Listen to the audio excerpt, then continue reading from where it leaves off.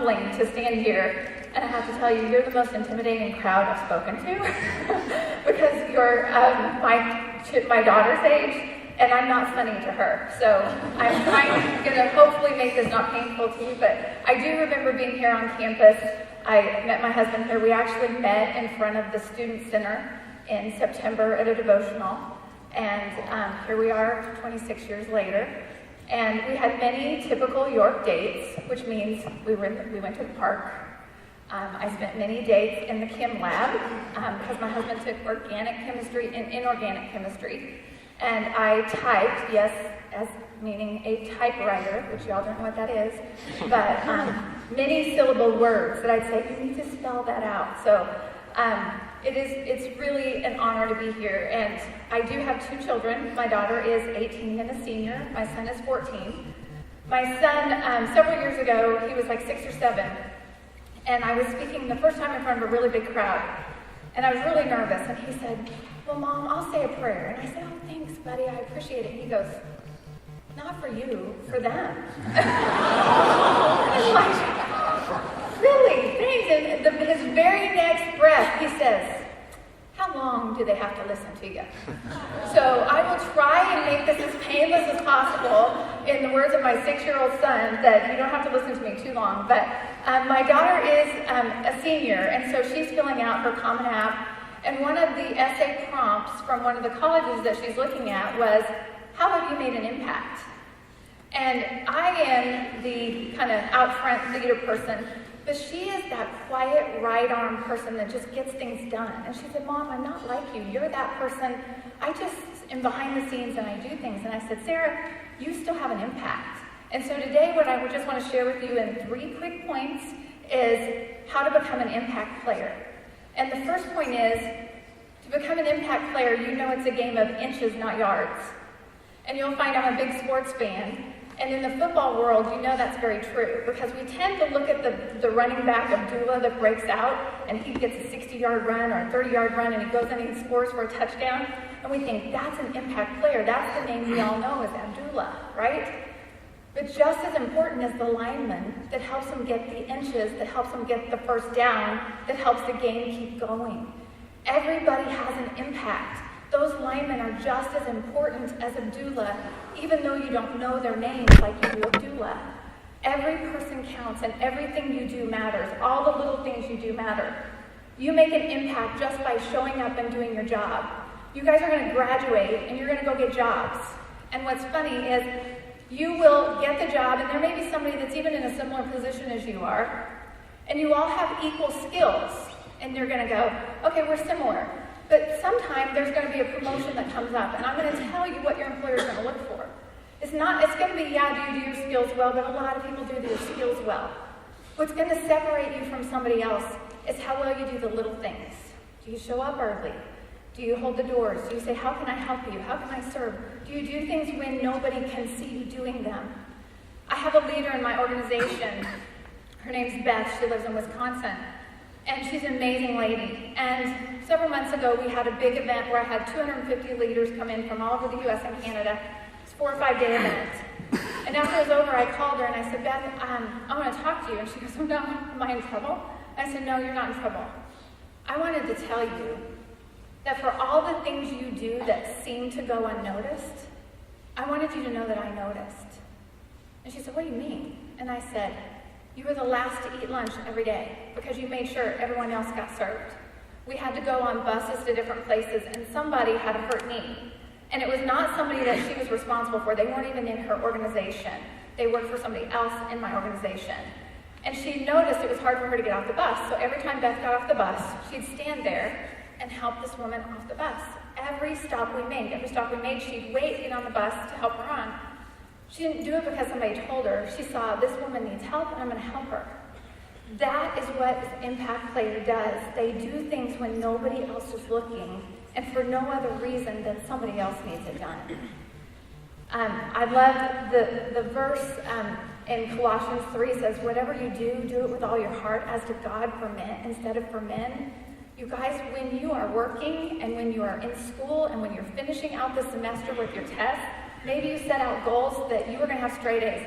My husband had straight A's, and Doc Miller said, "You can be a straight-A student unless you meet Linda Houtz," which is my maiden name. Because once that started happening, we went on dates and his study habits went downhill, so we had to come back up. But speaking of somebody who has had an impact, Doc Miller had a huge impact on my husband's life, and he didn't even know it. Doesn't even know it, but the legacy that he left because of the person that he is. So, number 2, the second thing is I'm going to show this little clip for this impact, how to become an impact player.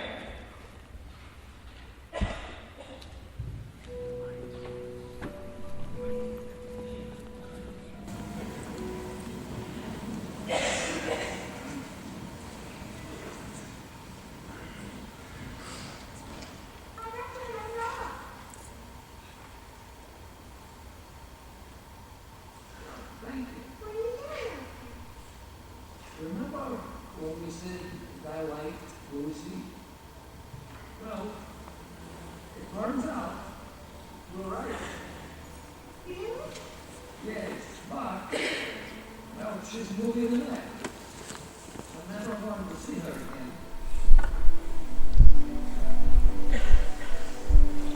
Is there anything I can do to help? I don't think so, Stefan. Is there anything you could do? Hello, Lucy, this is Drew. I know up to this point our relationship has been strictly professional until leaving for Australia and all, but okay, here is the question. Would you like to go out on a date?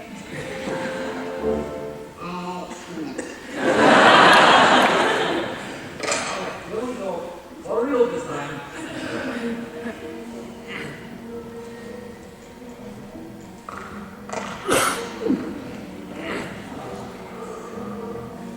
Thank you.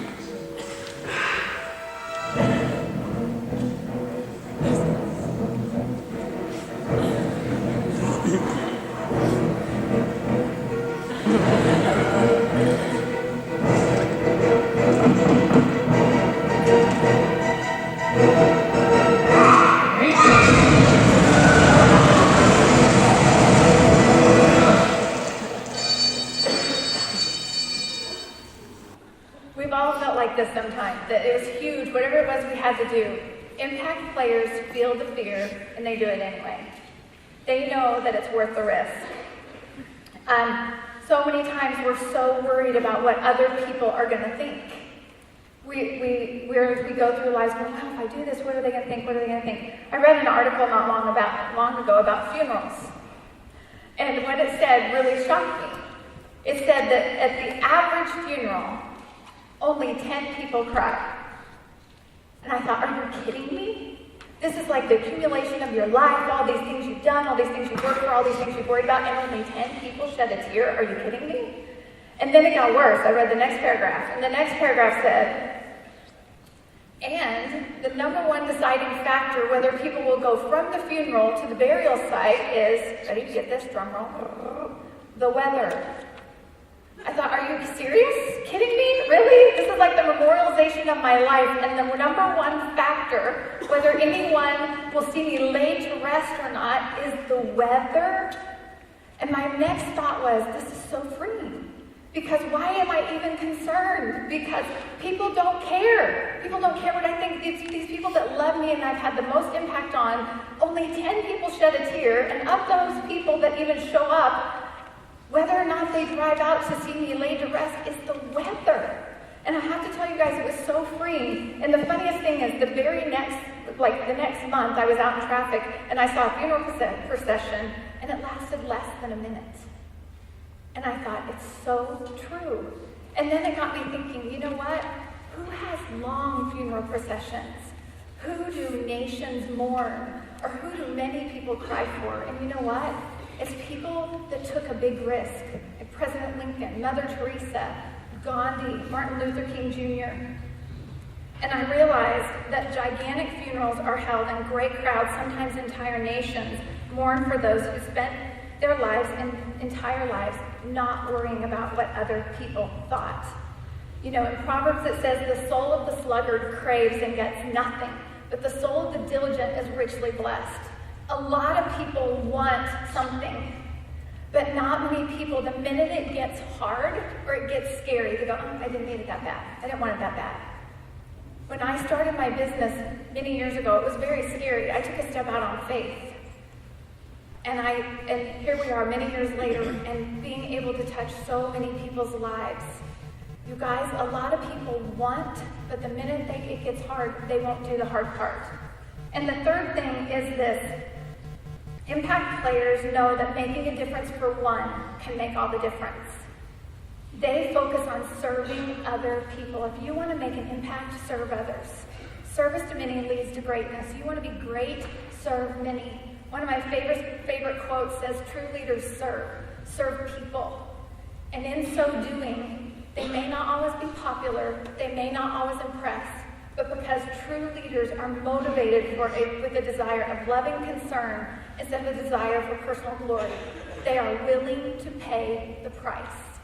Are you willing to pay the price by serving other people? What you will find as you serve other people and you put your focus on other people, you will be blessed tenfold.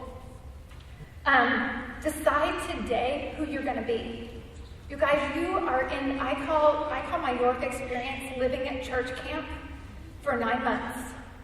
I didn't pick up a paper. I don't think I ever watched the news. I don't think I watched TV. I literally felt like I was at church camp. You are in a positive environment where people are breathing life into you. They're encouraging you. Build your foundation here so that when you get out there and you're not in this, you know who you are. A really good friend of ours, his name is Kirk, and he used to wrestle on the OSU, Oklahoma State University wrestling team. They were national champs the years that he was there. When he went to school, he wasn't a Christian, but one of the fellow wrestling guys, his name was, we call him Big G. And Big G was a student, he was a wrestler also. And Big G, because of who he was and the life that he lived, taught Kirk about Christ. You know, in Matthew it says, let your light so shine before men that he may see your good works and glorify your Father in heaven. Well, our friend Kirk saw his good works and said, I want to know more about it. And because of Big G, Kirk now has a family of faith. Kirk is a mentor to kids. His sons are in college and they're mentors. Big G, as a college student wrestler, started a legacy. And this is just one life that he touched. And what I know is Big G is now a wrestling coach at Duke University, and he continues that legacy and people that lives he touched. This is our family's verse. And so when our kids were little and we were out in restaurants, I'd say, does that waitress, do you think that she sees his light shining in you? You know, and I have to tell you, I travel a lot, and I have to ask myself that question sometimes when you're standing there because you're snowed in and you're stuck in Chicago or wherever you are and you're not going to be home for 2 days or whatever, that I'm like, are they seeing his light shining in me? You guys, are you living that way that people can see that in you? It's not about who you are, but it's who you be. It's not about what you do. People will forget what you said. They'll forget everything about you, but they will never forget how you made them feel. You know, in our family, we have a motto. It's called Make Someone's Day. And this happened because we're from Oklahoma. We moved to Oklahoma to Pennsylvania, lived there for 6 years, went to Pennsylvania to Texas, and then Texas to Oklahoma. Well, when we moved back, my kids were in middle school and elementary school. And they'd come home from school and I'd be like, how's your day? Did you make some friends? And they're like, no, we don't know anybody. And after about 3 weeks of this, I got really tired of this. Because so many times, we wait for other people to make us happy. We wait for them to sprinkle a little fairy dust on us and make us happy. And I said, okay, guys, every person you meet has an invisible sign that says, make them feel important. I said, what have you done to make somebody else's day? So as they got out of the car that day, I said, okay, your assignment is make someone's day. So when I picked them up, I said, whose day did you make? Who'd you make smile today? What did you do? So instead of them looking for people to make them feel good, they had a new assignment, which was making somebody else feel good. And here's what they found. They were always blessed way more than the person that they blessed. And to this day, it's kind of our joke. My daughter, when I left, texted me and said, hey, Mom, make someone's day. And so you guys, that's our job, is to make someone's day. So in closing, I want you to watch this clip of how little elementary school kids got together to really strive to make someone's day. We end tonight with the football play of the month. It was executed with amazing precision by the Eagles, the Olivet Eagles. Steve Hartman has the play and the post-game analysis on the road. Between classes, they schemed and conspired. For weeks, the football players here at Olivet Middle School in Olivet, Michigan secretly planned their remarkable play.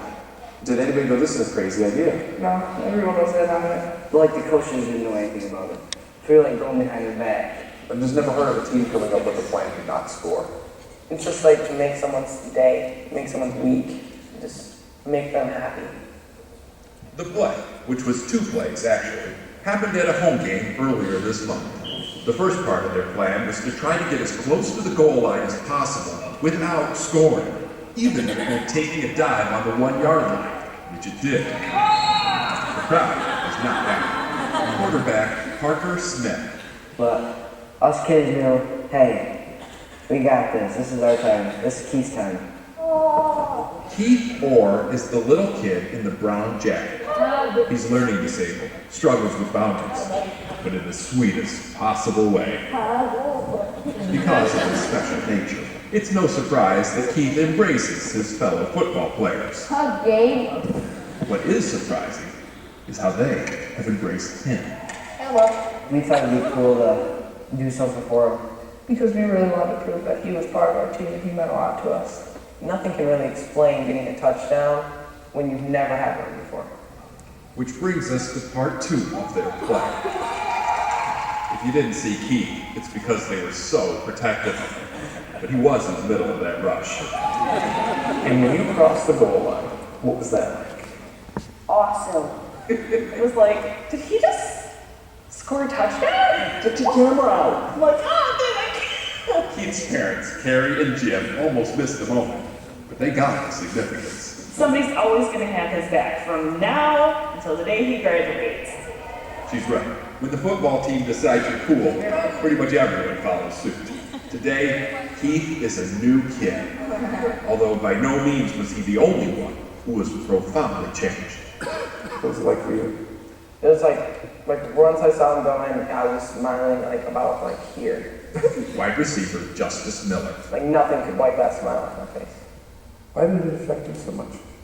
Because he's never been cool or popular, and he went from being pretty much a nobody to making everyone's day. Justice admits the play wasn't his idea. I would have not really thought about that. He says it never crossed his mind to give Keith any glory. Well, I kind of went from being somebody that mostly cared about myself and my friends to caring about everyone and trying to make everyone's day in everyone's life. Which may just make that touchdown the most successful football play of all time. Steve Hartman on the road in Olivet, Michigan. Impact players know it's not about you. It's about how many you can serve. One of the things that I try and live by is I try and leave people better off than I found them. Don't always do it, but it's a goal. And our saying that we have is, I want them to walk away and say, I like me best when I'm with you. When can I see you again?